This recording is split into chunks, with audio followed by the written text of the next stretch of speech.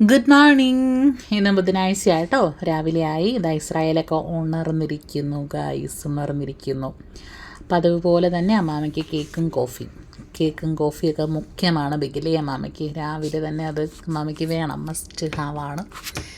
Then അമ്മാമയ്ക്ക് coffee എടുക്കുന്നു. കൂട്ടത്തിൽ എനിക്കും കോഫി എടുക്കും, അതും മുഖ്യമാണ് ബിഗിലെ. അങ്ങനെ എൻ്റെ ചെറിയ ഗാനമേളയോടുകൂടി എൻ്റെ കോഫി അമ്മമ്മയുടെ കോഫി ഞാൻ എടുത്തിരിക്കുന്നു. അതിനുശേഷം അമ്മമ്മയ്ക്ക് എല്ലാ ദിവസവും ഞാൻ കൊടുക്കുന്നത് ബ്രെഡ് റോ ആയിട്ടല്ലേ കൊടുക്കുന്നത്, വെറുതെ ഇങ്ങനെ ബട്ടർ തേച്ച് കഴിക്കാനല്ലേ കൊടുക്കുന്നത്.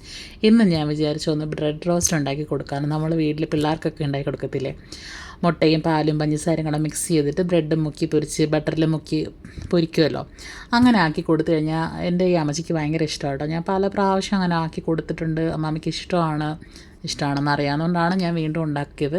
ഇന്ന് അങ്ങനെ ഒന്ന് ചെയ്ത് കൊടുക്കാമെന്ന് വെച്ച് ഞാൻ ഉണ്ടാക്കുവാണ്.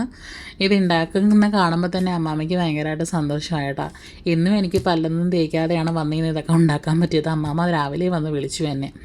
ഇന്നും അമ്മാമ്മ എൻജോയ് ചെയ്ത് അമ്മാമ്മയുടെ ബ്രേക്ക്ഫാസ്റ്റൊക്കെ കഴിക്കുകയാണ്. ആളിന് ഭയങ്കര ഹാപ്പിയായി. ഈ സാധനം മധുരമുള്ള ഐറ്റംസൊക്കെ ഭയങ്കര ഇഷ്ടമാണ് അമ്മാമ്മയ്ക്ക് ആയതുകൊണ്ട് കുറച്ചുകൂടെ ഞാൻ പഞ്ചസാര കൂടുതലിടും.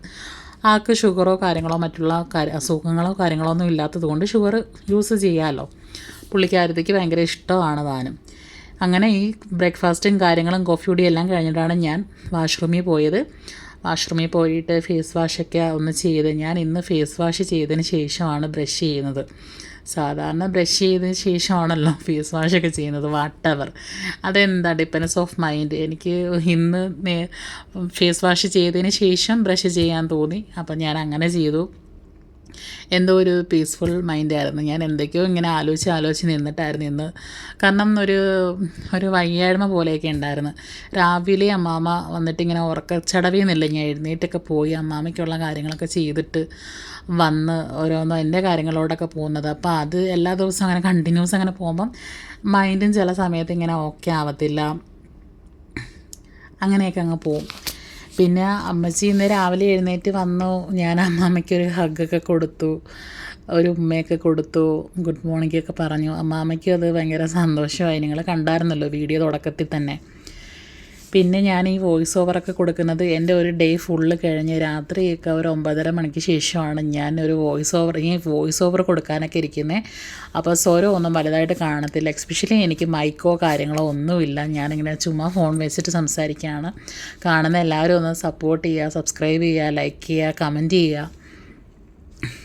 ഞാൻ പല്ല് തേക്കുന്ന കാണണ്ടാന്ന് വെച്ചിട്ടാട്ടോ തിരിഞ്ഞ് നിന്ന് പല്ലൊക്കെ തേക്കുന്നേ. പക്ഷെ തുപ്പുന്നുണ്ട്. അത് ഞാൻ അങ്ങനെ ഇപ്പം നിങ്ങളെ കാണുമെന്ന് വെച്ചിട്ട് ഞാൻ ഒരു മോഡറേഷനും ഞാൻ ചെയ്യുന്നില്ല. ഞാൻ എന്താണോ അതാണ് ഞാൻ എൻ്റെ ഈ വ്ളോഗിൽ കൂടെ ഞാൻ എടുത്തു പോകുന്നത്. ഞാൻ ഒന്നും വെട്ടുകയും കുറയ്ക്കുകയും ഒന്നും ചെയ്യുന്നില്ല. അപ്പം ആർക്കെങ്കിലും എന്തെങ്കിലും രീതിയിൽ എന്തെങ്കിലും ബുദ്ധിമുട്ട് എന്തെങ്കിലും ഉണ്ടെങ്കിൽ സോറി. എനിക്ക് എൻ്റെ ആക്ഷൻ കണ്ടിട്ട് എനിക്ക് തന്നെ ചിരി വരുന്നു. ഇതായിരുന്നു എൻ്റെ ബ്രേക്ക്ഫാസ്റ്റ്. ഇതൊരു റോസ്റ്റ് ചെയ്തിട്ടുള്ളൊരു ബ്രെഡാട്ടോ.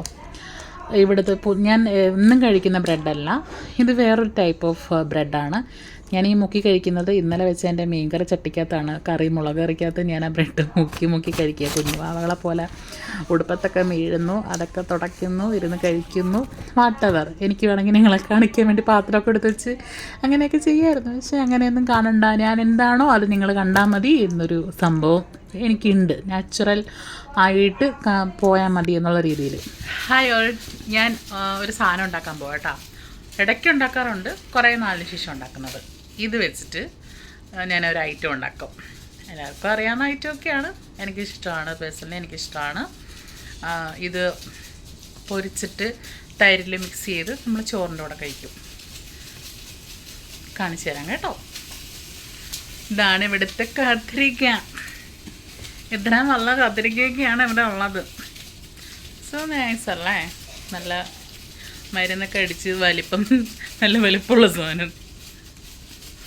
ഓക്കെ, അങ്ങനെ കത്തിരിക്ക പൊരിക്കാനായിട്ട് ഇതിലോട്ട് മുളക് പൊടിയും മഞ്ഞൾപ്പൊടിയും ഉപ്പും കുരുമുളക് പൊടിയും കൂടെ പുരട്ടി തേച്ച്, ചിലതിനൊക്കെ പറ്റിയിട്ടുണ്ട്, ചിലതിനൊക്കെ പറ്റിയിട്ടില്ല.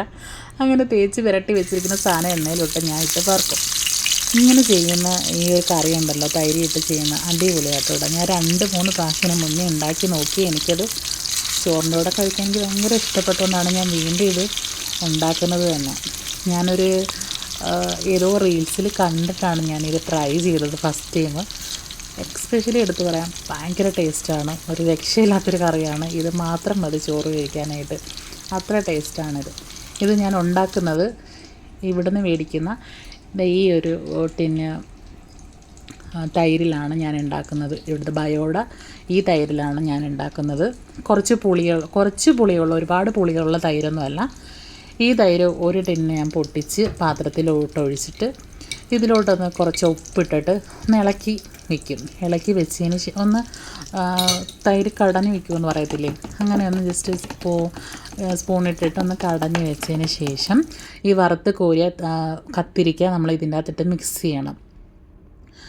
ഇപ്പോൾ തന്നെ എനിക്ക് പറയുമ്പോൾ തന്നെ വായിൽ വെള്ളം വരുന്നു, അത്ര ടേസ്റ്റായിരുന്നു. ഇന്ന് ഞാൻ ചോറിനോടെ കഴിച്ചിട്ട് ഒരു രക്ഷയില്ലായിരുന്നു, ഭയങ്കര ടേസ്റ്റായിരുന്നു. എനിക്ക് തൈര് അല്ലാതെ കഴിക്കാൻ ഇഷ്ടമല്ല, ഇങ്ങനെയൊക്കെ ചെയ്ത് കഴിക്കുമ്പോൾ എനിക്കിഷ്ടമാണ്.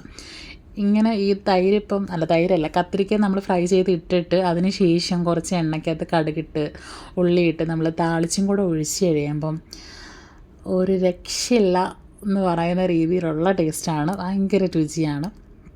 അങ്ങനെ എൻ്റെ കത്തിരിക്ക തൈര് കറി റെഡി ആയിട്ടുണ്ട്. അടിപൊളിയാണ്. എനിക്ക് പറയുമ്പോൾ തന്നെ എനിക്ക് വായിൽ വെള്ളം വരുന്നുണ്ട്. നിങ്ങളൊക്കെ ഒന്ന് ട്രൈ ചെയ്ത് നോക്കൂ. ട്രൈ ചെയ്തിട്ടുണ്ടായിരിക്കും. നിങ്ങൾക്ക് ഇതിൻ്റെ പേര് കറക്റ്റായിട്ട് അറിയാമെങ്കിൽ ഒന്ന് കമൻറ്റ് ചെയ്യണം. അങ്ങനെ എൻ്റെ ഉച്ചയ്ക്കത്തേനുള്ള ചോറ് എടുത്തു ഞാൻ. ചോറും മീൻകറിയും എൻ്റെ നാരങ്ങച്ചാറും ഈ കത്തിരിക്ക തൈരും കൂട്ടുള്ള ഈ കറിയും. ഞാനിന്ന് ചോറ് കഴിച്ച് രാത്രിയാണ് വോയിസ് ഓവർ കൊടുക്കുന്നത്. അടിപൊളിയായിരുന്നു കേട്ടോ, സൂപ്പറായിരുന്നു ഈ കറി. ഇതെൻ്റെ റെസ്റ്റിംഗ് ടൈമാണ്, ബിഗ് ബോസ് ടൈം. ഞാൻ വിശ്രമിക്കുവാണ് ഗൈസ്, ബിഗ് ബോസൊക്കെ കണ്ട്. അതിനുശേഷം അമ്മാമ്മയുടെ കാര്യം, അമ്മാമ്മ ഉച്ചയ്ക്കത്തെ ലഞ്ചെല്ലാം കഴിച്ച് അവിടെ ഉറക്കമാണ് കേട്ടോ. അത് എടുക്കാനത് അമ്മാമ്മയുടെ മോനുമായിട്ടാണ് അമ്മാമ്മ ഇന്ന് ലഞ്ച് കഴിച്ചത്, അതുകൊണ്ടാണ് എനിക്ക് എടുക്കാൻ പറ്റാനത്. അങ്ങനെ വൈകിട്ടായി, ഞാൻ എൻ്റെ ഒരു കോഫി എടുത്തിട്ട് വന്ന് ബിസ്ക്കറ്റുമായിട്ട് കഴിക്കുവാണ്. ഏകദേശം ഈവനിങ് ടൈമായി. അമ്മാമ്മ ഈവനിങ്ങിൽ ടീ ഒന്നും എടുക്കത്തില്ല. ഇതെൻ്റെ ഡിന്നറായിട്ടാണ് യൂസ് ചെയ്യുന്നത്, ഡിന്നറായിരുന്നു. സോ ഇന്നത്തെ വീഡിയോ ഇത്രയൊക്കെ ഉള്ളൂ.